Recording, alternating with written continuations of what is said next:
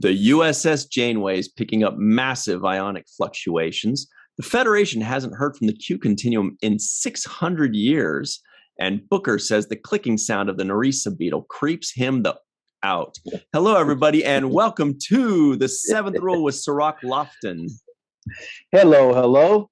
My name is Ryan T. Husk. Today we're doing a review of Discovery's Season 4, Episode 5, entitled The Examples. And we are joined by associate producer all the way on the other side of the planet, Eve England out in Wales.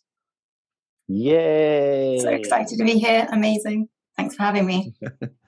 Eve is also one of the #1 Discovery fans of all time, and she brings a ton of class to our show. So let's have some fun together. This is going to be good stuff. How you guys doing? Yeah, doing good. Yeah, doing good. Is this the first time we heard of the USS Janeway? Yep.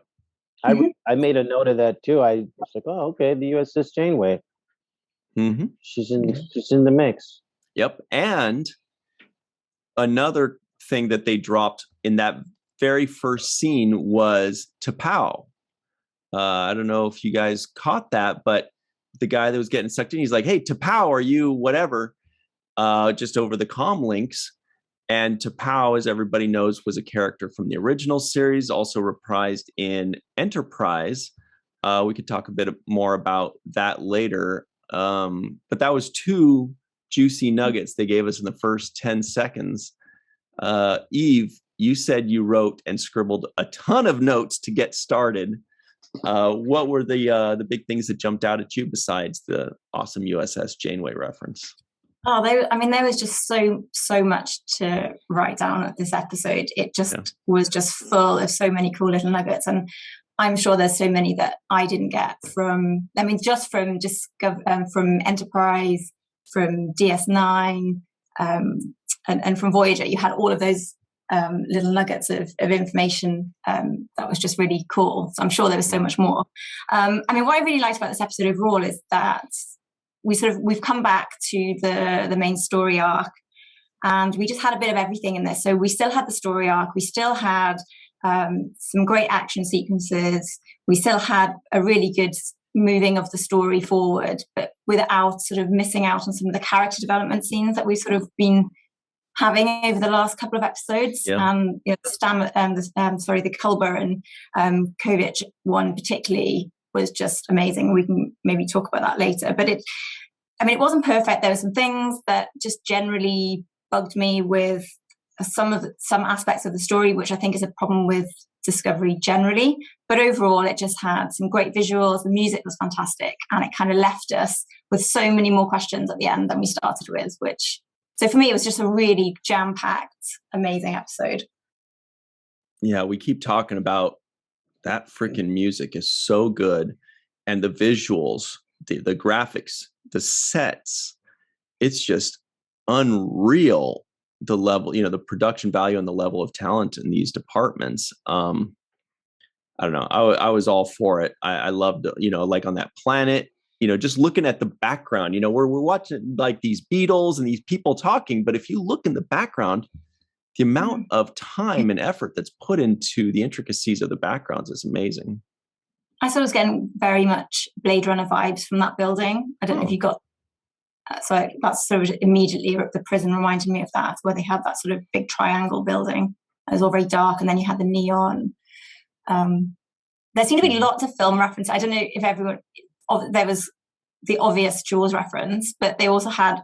I think it might have been a Close Encounters reference as well. So I quite like that they brought. The mashed potatoes. Well. Yeah. That's so funny. Oh, that's so funny. Yeah. Yeah. So I thought that was really clever how they just threw in these extra nuggets for us to enjoy as well. Cirroc, have you seen Close Encounters way back in the day?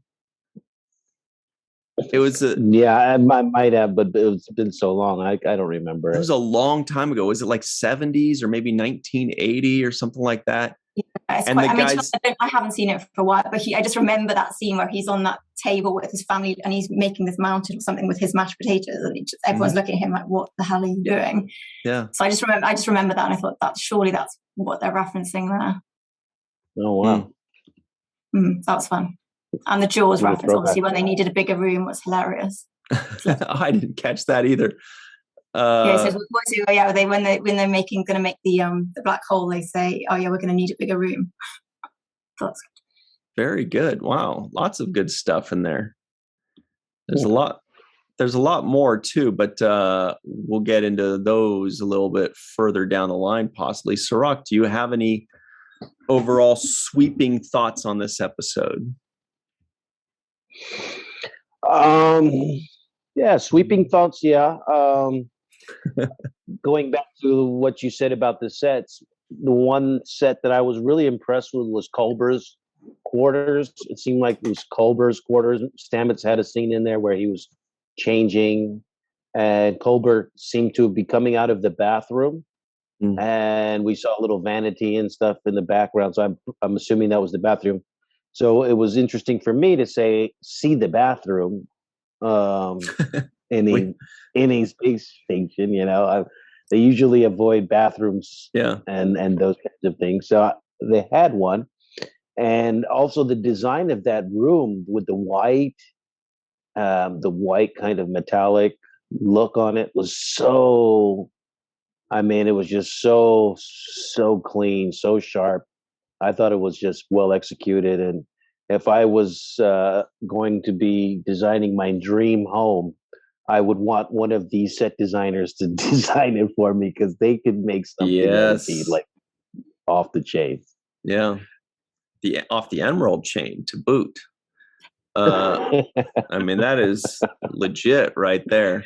There you go. It's beautiful how they get instead of having sort of lots of lens flares in Discovery, they kind of have these beams of light coming in, which just really do make all of the sort of different textures that they have in the sets and the rooms just really pop. And their uniforms, you get the sort of the reflections off the silver bits on their outfits, which it's visually beautiful and it's stunning. And I think it was particularly impressive in this episode as well. All right, let me. I'm just going to jump ahead here because I don't know. It just popped in my head here, but there are two things specifically with reference to acting I wanted to bring up. One was this dude, the smarmy jerk guy that shows up, the jerky genius, kind of reminded me a little bit of the Zach Dorn guy in that Deep Space Nine episode. That the Stratagemma guy that's like, I know everything, whatever. But as soon as he pops in, I'm like, this trope again, the annoying genius. Here we go. Like, I don't know, seen it before, never really does anything for me. But this dude blew me away. I'm like, okay, this actor is clearly somebody that I just don't recognize. But there's no way that this is not a known actor, because he's very good, very, and especially when he was theorizing about what this black hole thing was, and he was talking about it and asking questions and stuff. I was really impressed with how he was delivering these lines, and I put in my notes, this guy's delivery and understanding of the lines that he's delivering is the best I've seen since Geordi LaForge. I think Geordi holds the mantle for delivering lines that are impossible to grasp, but saying them as if he knows what the hell he's talking about. I think this guy killed it. And there are a few lines, Cirroc, as you know, I do this a lot, where I had to pause it and repeat the way he said lines to learn as an actor, being like, shit, that's better than I would have thought to do it. Like, I wouldn't have even considered putting the emphasis on these words or in this way or whatever. And that just shows a really seasoned and intelligent actor that understands what the words are supposed to mean. And the other one was Michael Burnham at the end. I want to really quickly, before you hold the mic, hold the Michael Burnham thought. I just want to. I thought you were going to say, hold the mic. I don't want to hear you. No. But I need this. No. Now you got the great point you want to make about Michael Burnham, but I want to finish on this character, Tarka, I believe is his name. Grand Moff Tarka. I too was kind of in the beginning not giving him the credit that I felt like he eventually earned from me while I watched the show. But in the beginning, I was like, oh, here we go. This is, because I think they did a little bit of this with what's her name's character, Adira? Gray's Adira. Adira kind of came in with this same entry, right? Yeah. With like the know-it-all who can fix the engine, and she knew all about the sport drive or whatever. She could figure it out. And so we've kind of seen that before. And when he came in, I was like, oh, here we go again. Another Adira, super genius guy character who's gonna, be a jerk. But he plays it so well. I thought he brought the thing that I've kind of been asking for while we've been reviewing this show. I've been looking for somebody who is more not a one-dimensional kind of good person. Yeah. More of like, you can't tell if they're a good person or if they're a jerk or not. And he is playing that exceptionally well, because he actually had redeeming moments when he was sitting down with Book towards the end, and he had that conversation with Book, and even when he started to get through to Stamets, I thought in different ways Stamets was starting to like endear himself to this guy. So and right away when he walks in, he comes in and he starts like, what does he say? He tells the Kelpian, he tells Saru, he's like, boy, these Kelpians have the strangest feet, and I'm like, hey, dude, he's right here, man, the whole time. He can hear you, man. The guy good hearing too. But I'm thinking, like, you just walked on the thing, you just got here, and you're over here bagging on, our number one. So I thought that was interesting for him to make that kind of like impression on me right away. I was thinking, well, this guy, he just says whatever's on his mind. But I actually found him to be quite refreshing in this episode. I think he made it more interesting for me. He made his presence felt, and this is one of the better episodes, in my opinion, for Discovery. This is one of their episodes where I believe they are kind of finding their way back to the formula of what Star Trek to me is about, which is this, really elaborate storytelling with multiple plot lines. This episode just dropped this morning, Cirroc, and you are the third person already that's mentioned to me that you found this character to be refreshing. Mm. That exact word. It's really interesting that 3 people just in a few hours have called him refreshing. It's more like a Deep Space Nine character, isn't it? I think this whole episode, I just got sort of the sense that this episode and certain parts of this episode really did get us really to where we have already got used to the quality of the storytelling from Deep Space Nine, and you sometimes feel that's missing from, or has been missing from, parts of Discovery. Whereas to me, there was so much crammed into this, so much sort of nuance. And this character is particularly good. And this character actually, or this actor, sorry, is in The Expanse, and he's very good in that as well. Is he playing a villain? He does, yeah. Oh, the way you smiled means like he's pretty good at it. He's really good in it. Yeah. Oh, cool. He did remind me a little bit of the character we saw for I think maybe 2 episodes in season 3, who he came in and he was kind of like a cowboy entering the saloon, and he was kind of playing the tough guy. And then we saw him later. That actor as well jumped out at me as somebody seasoned, but I had seen him before. I don't remember what it was in before. I think it was a series about the Branch Davidians, the Waco, Texas tragedy that happened. There was a series, and he played like a radio DJ guy, like a conspiracy theorist type, and he was really good there.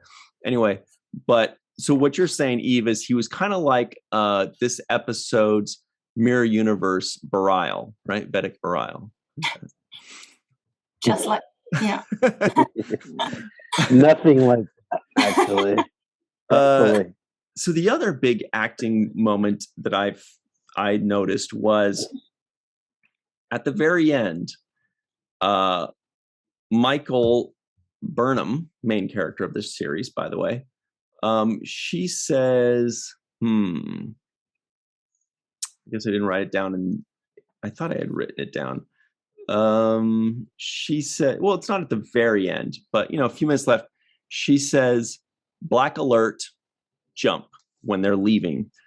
Now there's this moment where she shows her feelings, rather than sharing them. And she just, when they're they got to get out of there, their thing's going to blow up or whatever's happening.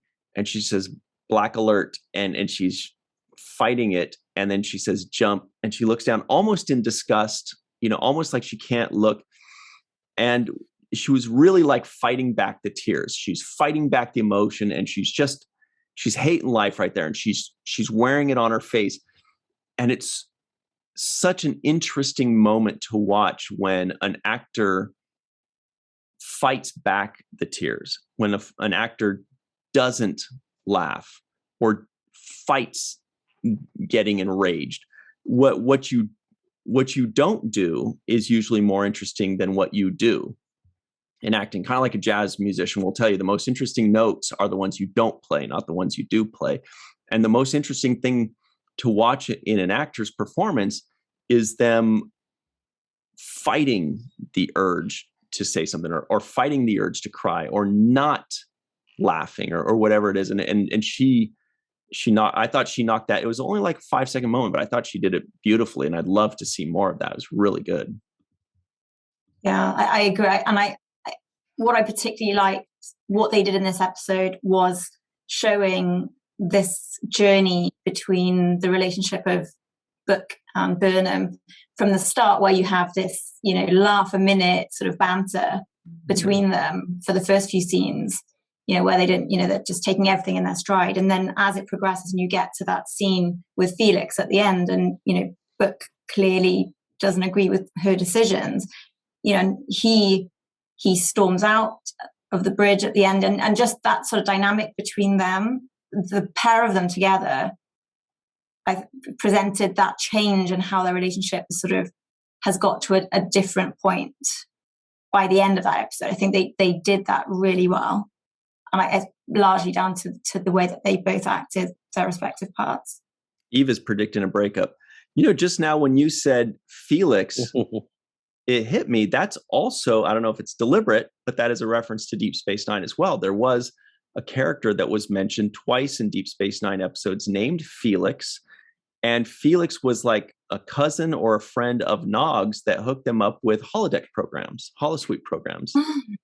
He's like, "I got it from Felix," or whatever. Anyway. Don't know. Yeah.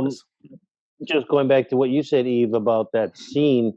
I did like that scene when they kind of got back to this ship, and Book doesn't even say anything. He just gives her a look. Yeah. And walks out alone. And that moment, I thought, really spoke a lot volumes to like how disappointed he was in her, and how they did not see that situation with the same sets of eyes. Right? He saw it completely differently, and she saw it one way. So I did like those kind of unspoken moments. Mm-hmm. You just mentioned one, Ryan, where Burnham had a kind of an unspoken moment where there's no words, just acting, just facial expressions, and literally what you're not saying, is resonating on screen. So those are the moments that really, as actors, that you look forward to, that help show that you're capable in your craft. But overall, the reason I feel like this story was better is because the story itself was better.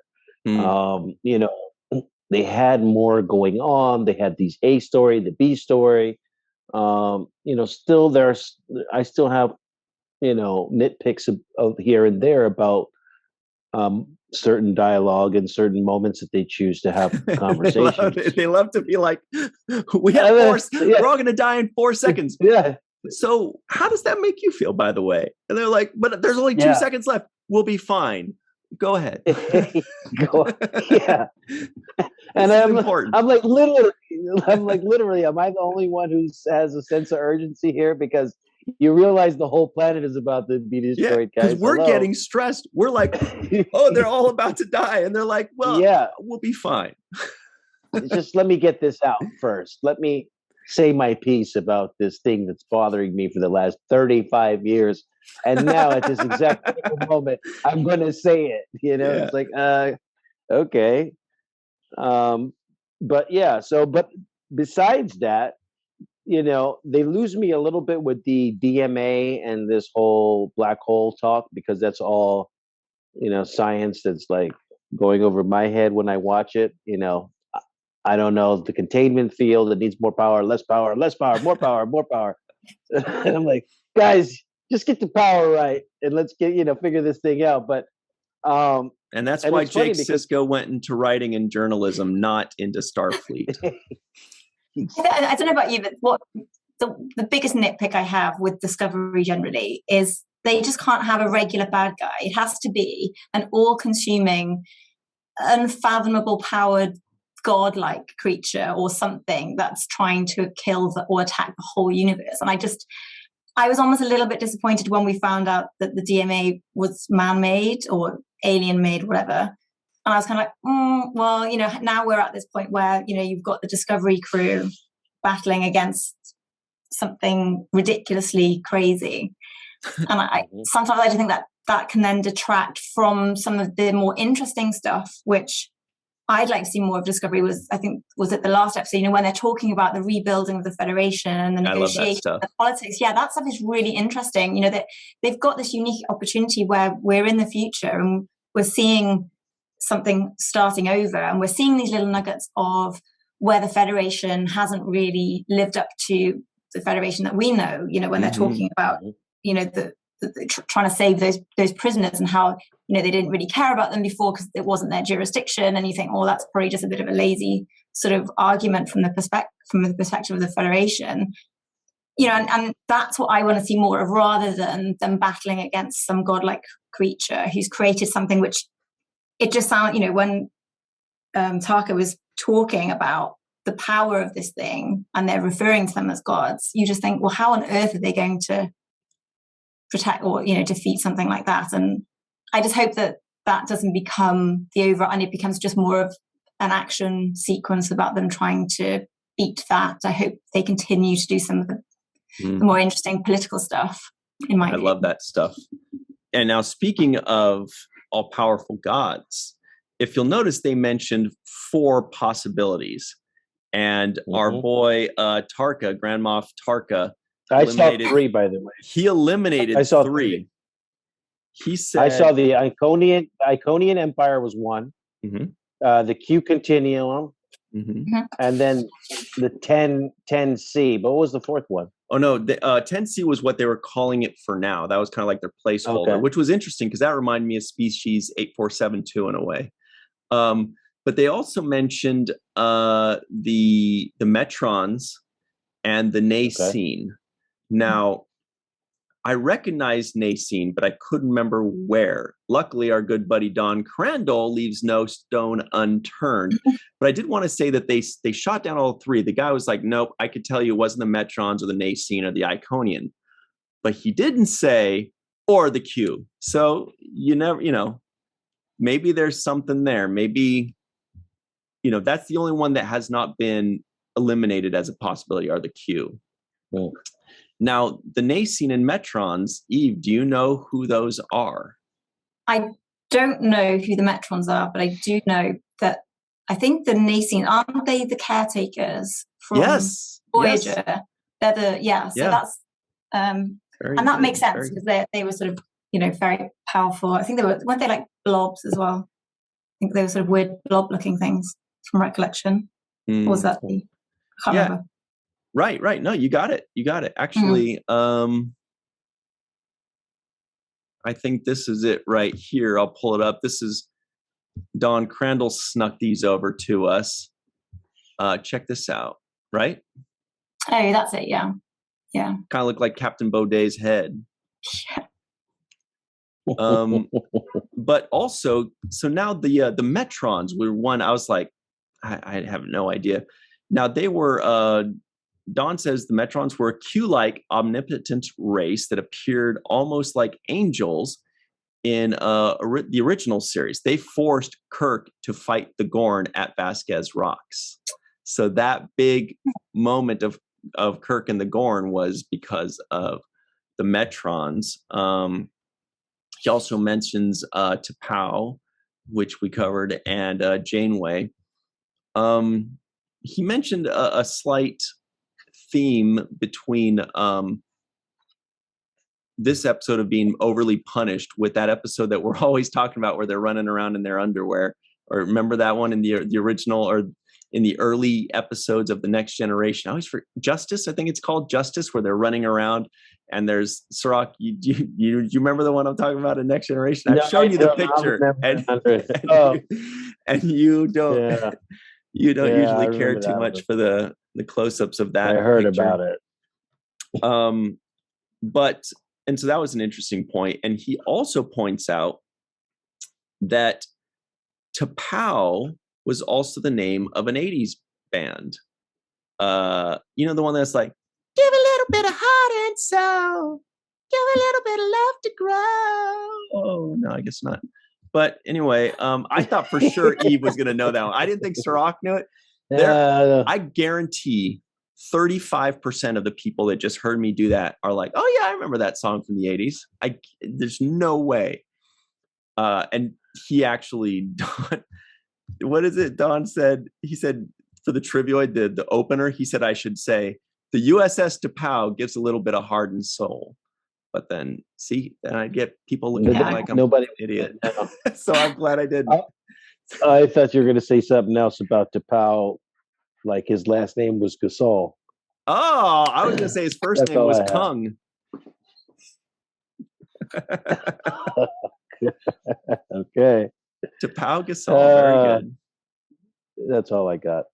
Oh, and the other reference I was going to say is the aliens. The Akali, Akali are the species we met in the Enterprise civilization episode.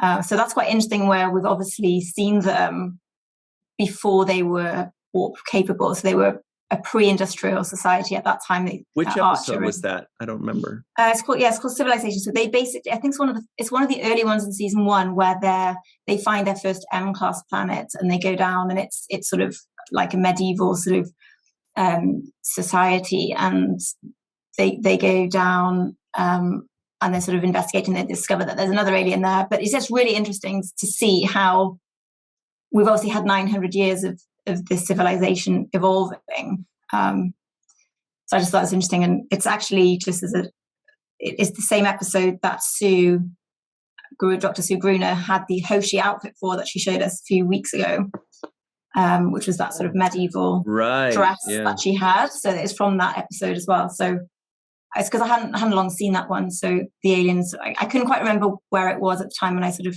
had to think through and then realized what it was. So that's quite interesting, just to sort of see some Enterprise references. And I was almost hoping when they started to talk about Starfleet security that they were going to mention Malcolm Reed in some way, but there's still time. I want to look up the Akali now. But Cirroc, okay, okay, cool, great. Actually, not a great picture, but I'll pull that up. They're pretty similar because they just got the ridges on the sides of their face, and there's a scene where they don't sort of do cosmetic surgery like they normally do, but the doctor ends up just putting prosthetics on, and then there's a point where they sort of, you can see them putting it on. So that's interesting. Did you notice these guys? Oh, this guy. This guy on the bridge with Nielsen, Lieutenant Nielsen behind him. That guy, it's like a snail, or I don't know what that is. He kind of looks like he's got this part of him, the top half, looks like the nose of a snail to me. But the eyes are up here on a snail. Or like a really messed up hippopotamus.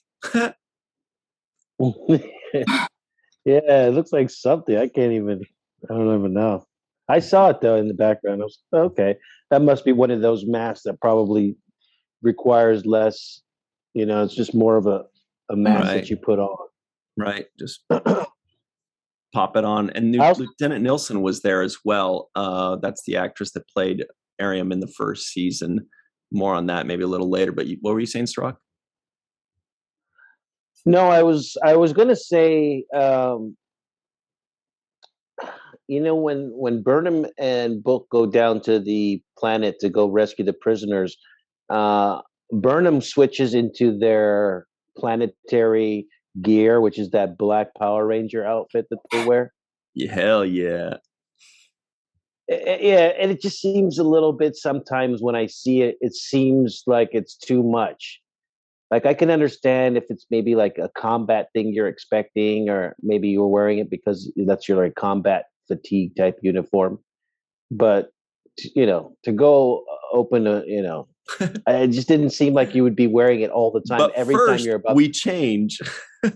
yeah. It's an emergency. Let's hurry up and rescue these people. I'll be 1 minute. Let me go to my quarters and put on my. Oh, they say 1 minute, but it's usually 10. Exactly. It was funny seeing Stamets getting changed after you mentioned saying that last week, Cirroc, that they obviously spend loads of time changing. We never see them changing, but we actually did see Stamets putting his new smarter outfit on today. Yeah. Well, I will say this.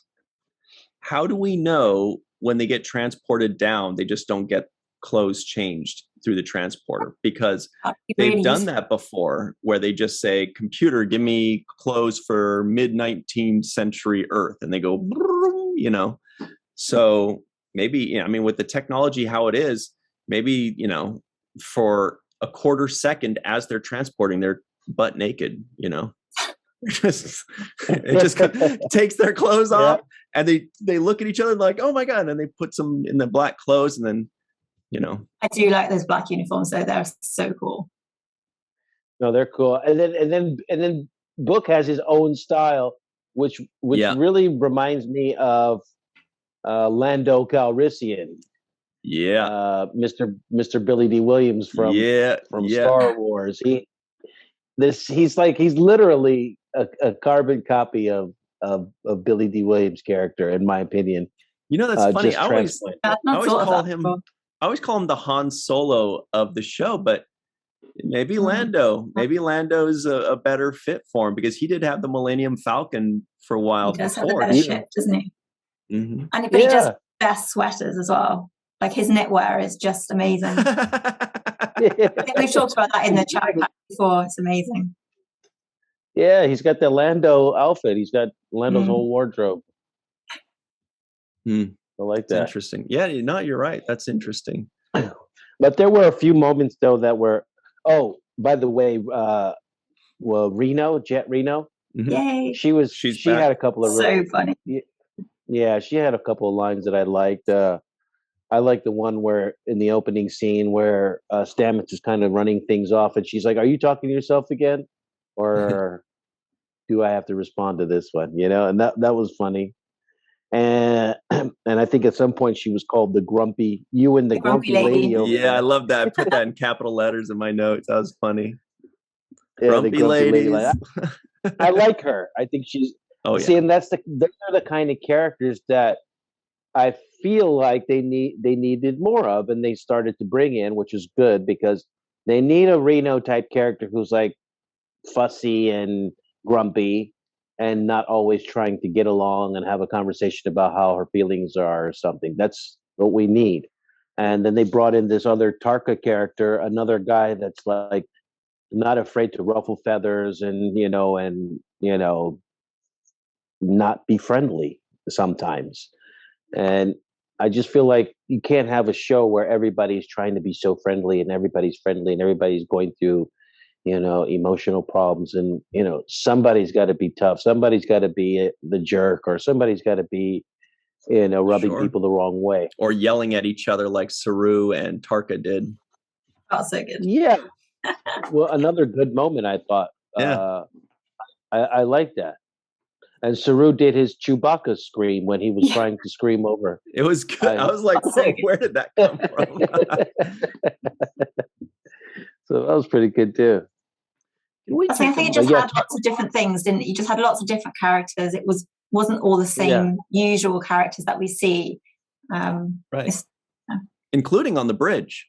Like, we didn't see Reese or Bryce on the bridge. We didn't see Owasikan. We didn't see Detmer. It was like Alpha Shift or Delta Shift or something. I thought that was actually an interesting way to go about things because, I mean, why wouldn't there be a different shift, today? And then also, we all know that with COVID, happening while they're shooting this, they're probably just like, okay, these are the people we're going to be using this week. And that's it. That's just how it goes. Here's who we have. And I mentioned Nilsson a couple times, and it was good to see her again because I feel like this is the first time we've seen her this season. She was the actress that played Ariam in the first season. And then they removed her from Ariam, I believe, makeup related and things like that. Ariam, the character, dies in the middle of the second season. But luckily, they like the actress. They keep the actress. And so now we've got a new character named Lieutenant Nilsson, which, of course, threw me into like 30 minutes of, I wanted to hear that song by Harry Nilsson, Without You. So I paused Discovery. I started listening to that. Then I started listening to some Badfinger, and I started listening to just all this other great stuff. But I eventually went back to Discovery. But I just want to give a shout out to Lieutenant Nilsson because it's good to see her again. And it was good to remind me of some really good songs that I like. But can we talk about, why are you laughing? You don't like these Without You by Harry Nilsson? It's just a bit random. Anyway, 70s are the best music. So that Felix character, I actually, you guys mentioned a couple things where it might have been a little imperfect, one way or the other, but I really liked the way the actor portrayed it, did the lines. It was not an obvious direction as to where they were going to go. I thought it was a good twist that he wanted to stay. And, maybe it was a little heavy-handed. I think that was kind of mentioned how, they talk about it a little longer than maybe they should. But to me, I actually found that to be possibly the most powerful and the best moment so far in this season. I was like, wow, it was something I wasn't expecting. I liked it. I liked the actor. I haven't seen him in anything before. I thought he was great. He looked Native American to me. I don't know if that's what he was, but he had a really interesting look and an interesting delivery. And I just very much liked the character and the storyline there. Yeah, it was a shame that it felt a bit rushed as well, didn't it? I really liked that. I mean, I think there was just too much. There was so much in this episode, wasn't there? And a lot of the scenes just did feel a little bit rushed, and that you actually probably would have been nice to explore that bit more. But I think what they did was great, and like you said, I think the way that he delivered that was quite emotional, and it certainly made it much more believable why it then had that impact, or his situation is caused now this rift between Michael and Book. So I think you needed that level of emotional sort of delivery to make that aspect of their their argument and their disagreement to work and be realistic. Yeah, I mean, I had slight problems with it. I got over it after a while, but I did have some slight problems with prisoners arguing about getting broken out of jail. Yeah, me too. I couldn't get around that. I'm like, to get their lives saved. Yeah, and what world does that, when somebody, you're sitting in a prison cell, somebody's like, I'm here to break you out, and you're like, no, well, and tell me more. I mean, explain to me why. I mean, you don't need an explanation. You don't need anything. You're just you're happy to get the hell out of there. So yeah, good. I don't want to die. Yeah. So them arguing against themselves being broken out or saved was kind of a little bit hard for me to swallow in the beginning. I could buy that the guy wanted to stay behind because he felt guilty for what he had done. That made sense to me. But the other people who, if you're in there for stealing a slice of pizza, you already feel like you shouldn't be there to begin with. Finally. As soon as somebody comes in and says, we're here to let you out, you're like, yeah, finally, where you been at? So that was hard for me to swallow in the beginning. Just the fact that these prisoners were kind of not jumping to the opportunity to get out of there, you know? I think it was definitely just felt like it was a means to move the story forward. They needed something that was going to sort of get Burnham thinking, and to have that tension in terms of what are we going to, you know, are we going to, what status are these prisoners going to have? And I wonder whether they were trying to make this point about the Federation and where it's going to go, and the fact that it's different to what these prisoners' experience of the Federation had prior to that. So I know what you mean. It did feel a bit strange, but I think it just felt like it was there just to move that aspect of the story on, because you couldn't really buy, you know, they were either going to die anyway, and worst case scenario they'd be just in a different jail. Yeah It's a bit bizarre. One more quick thing, a line that was well written, I thought, was when they were expressing concern or suspicion that this Tarka guy maybe couldn't save them. And he said, "You may not like me, but I love me, and I'm not going to let this thing destroy me. So you, by extension, will be safe." And that was a good point where they're like, oh yeah, this guy doesn't want to die. So obviously he's not putting himself at risk. He's not like some, you know, suicidal crazy guy. He's just a crazy guy that still likes himself. And so that was a well-written line. And I thought that the kudos go to the writers there. Similarly to that, the scene with Culber, that to me was the most powerful episode, part of the episode, and actually of in my opinion. I mean, and like the way that was delivered and the writing, like I said, that to me was just screaming what we're used to in Deep Space Nine. And it was, you know, every single word was important. You know, the way that he emphasized, you died, it was just, I just found that incredibly emotional. And Culber's face and emotions when he was listening to this summation of his trauma, basically, in it, you know, using brutal honesty, was just amazing. And I think it had the extra resonance and poignancy now when there are analogies with what we're all going through now with a pandemic. And he's saying, you know, I'm trying to reassure people that it's not going to last, but, you know, now there's just more coming out the more we find out about this thing. And that's what we're all, you know, we think is going to last 6 months, it's going to last 18 months, you know, how long? And excuse me, everybody is just in the same situation of how do you deal with that? And I think that, you know, the way that they draw that analogy with that scene was just really beautiful. Yeah, I like that scene with Book and Tarka.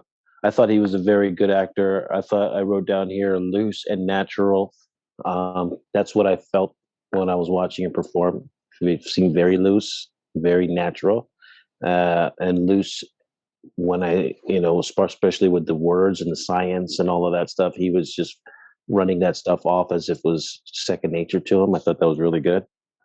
Wanted to make a little quick point about the fact that we talked about the Beatles in our free-for-all, I think a week or two ago, and now the central theme of this Discovery episode were beetles. They look like dung beetles, didn't they? Have like those? Yeah. What are those dung beetles or horn beetles? Like the things with the big horn. So clearly, Discovery producers are watching our podcast and altering their show based on our discussion. So right, they're using the Spore Drive to go back in time 15 months to when they were writing it. Well, you guys are smart Discovery writers. Thank you. You guys are good. The other thing I wanted to make a point of was when Saru pulled the plug on the experiment that they were making with the artificial wormhole. With conviction. I thought that I loved it. He was like, experiment is over. And then he started doing, and then he did this like Mr. Burns from The Simpsons walk where he kind of walks away. I thought that was funny. And then lastly, for at least on my end, was when Burnham was in the elevator and the elevator said, "I sense your tone." Yeah, I was like, are we gonna have moments Are we going to have we these are. conversations now, even with nobody else in the room? It's now the elevator is going to be saying the computer. Yeah. Now the elevator computer is telling you, I think you need to relax. And I was like, well, please, let's save that for. See, I love that scene because I was thinking said Zora's getting emotions now, right? Yeah, because she said it's recent, and I wasn't sure whether they're trying to link that with. I think my imagination's running riot, but I was wondering, is it anything to do with the fact that they had recreated the black hole on the ship, and is Tarka somehow involved in that? Because to me, the whole thing sort of just started getting increasingly creepy. Those last two scenes where you have, Zora, I think the name of the computer is, she can now feel emotion and can sense emotion. And then you've got this scene at the end where Book just, and I don't know about you, but I got the sense that Book knew, or something clicked for Book after he'd spoken to Tarka and when he saw the tattoo on his back, on his neck. Absolutely. And I just don't know if they're all connected or whether the elevator scene was kind of setting up this, looking back more at the computer and the sphere and all of that kind of stuff, or whether they're all going to come together. Because I think that would be quite interesting. Book clearly recognized something on the back. Either he recognized it or he just thought, that's interesting. Let me find out more about what that is. But whatever it is, he saw it, he noticed it, and it was, to be determined later. No, that's a good point. Because he saw right through him, didn't he? I mean, he just knew. It didn't take him very long to suss out that there was more to Tarka. He was a dick to Tarka too. There were 2 points at the end there where he just meets this guy, and the guy's like, "Hey, how's it going?" And Book's like, "Fuck you, I'm not going to shake your hand." I'm like, "Why? What did he do? Why are you so mean to this guy that's offering you brandy? This guy's nice." He still drinks it. He still took it and drank it. Or was he just like, "Hey, whoa, bro, pandemic, man. I'll wave. I'll just do this." And I love that scene. It was just. Did you notice, talking about the music again? Did you notice that really unsettling siren noise that they had, which kind of gradually got sort of more elevated if you rewatch that scene, there's a sort of high-pitched siren kind of sound. I couldn't quite make out what it was, but it's as sort of Book seems to realize that there's more to all of this, it kind of escalates and it just kind of finishes on this high point. And I just found the whole thing really creepy, those last two scenes. I just thought that was so well done. I just loved that. Interesting. And you think that may have been because of the experiment that they ran on the station, that it may have caused some kind of... Well, I don't know. It's just the way because they mentioned recently. I would just be really interested to see how recent it is that Zora can now sense emotions, and whether it was from this episode or whether it's something that happened prior, and whether she can or she is linked or some. Because we've always been a bit suspicious of the computer, haven't we? Well, I always have anyway. So the AI. Yeah, you can never trust those guys. No. But what you were saying earlier is how, now you guys were saying that we could have conversations by ourselves now, like where there's just somebody there and or just one person and they're talking with the computer. But what I'm thinking is, how funny would it be if like Michael is talking to somebody and she's like, you got to do this. And Zora goes, "Michael, tone." She's like, "Okay, you're being a little aggro, Michael. I sense some." And she's just like, "Zora, is there an off switch to you?" your commentary. Yeah, we don't need you to monitor my tone anymore. I sense you're getting a little miffed right now, Michael. Zora. Who knows? Yeah, I was like, oh, this is interesting. Only because Zora was doing what I don't like in this show, which is when they have these kind of slow heart-to-heart moments about feelings and emotions, and I'm like, oh, gosh. And now we're gonna have it with the computer. We're gonna have a lot more of that. Yeah. Well, Zora. Well, that's the thing, is she just wants to explore her feelings. They're gonna call her Zora the Explorer, right? Oh, and that's. Gosh. Well, I guess we should have ended this just 30 seconds too long, guys. Sorry about that. Whoops-a-daisy. All right. I think that's about it. Any final thoughts? Sorry. I do have a final thought. I did like the idea of that family tree that was handed to her at the end, and she was like, my place is supposed to be on the tree. I just like the idea of the hologram family tree, whatever concept that they came up for that. I thought it was cool, and look forward in your stores in 2022 because I'm sure it's coming out eventually. Yeah. All right. That's all I got. That's cool. And Eve, if you got one of those, it'd just be a long line of Welsh people, right? Or some in like, I don't know, just asking. Yeah, it could be quite a big tree. Yeah. Is it all Welsh people, or do you have some Irish? I don't know. Well, I do have a bit of a mix actually. One of my granddads was English, and one of my other granddad then was half Irish. So I've got a bit of a mix. Okay. You would think that the tree would be a little bit bigger, though, because I mean, yes, thousands of years. I thought that too. It's like 20 people on there. I'm like, I know 20 people in my family. Maybe that's just like the first page or something. You grow it out, you go more generations of stuff. Growing. The chia tree. Scroll upwards, yeah. The chia scroll tree, up, right? Yeah. All right. That's about it for us. This was a fun time. Eve, thank you so much for joining in the fun with us. And cool sweater, by the way. She's wearing a cool Christmas sweater from Abyssinian Kiosk. That's Cirroc's sister that does those, and they're awesome and amazing. It's so cool. You can find that in the description box below. It's abyssiniankiosk.com. Cirroc's sister does a bunch of really cool designs and excellent customer service. Thank you, guys. We'll see you all very soon. Thank you all very much. And until next time. Oh, wait a second. Let's not get to the seventh rule just yet. Let us give a very special thanks to Carmen, a.k.a. Skillet. Skillet. Yeah, TJ, Jackson-Bey out in Missouri. Bill Victor Arucan. Arucan. There it is. Yvette Blackmon, Tom. Homer Freezy out somewhere in New Yeezy. Eve England out in Wales, right over there. Dr. Marie Segal. Titus Mohler. Tim Baum, John Mann, Darlena, Marie, Rex A. Wood, Dr. Mohamed Noor, Joe Balsarati, Tierney C. Diekman, and, of course, the lovable Dr. Susan B. Gruner.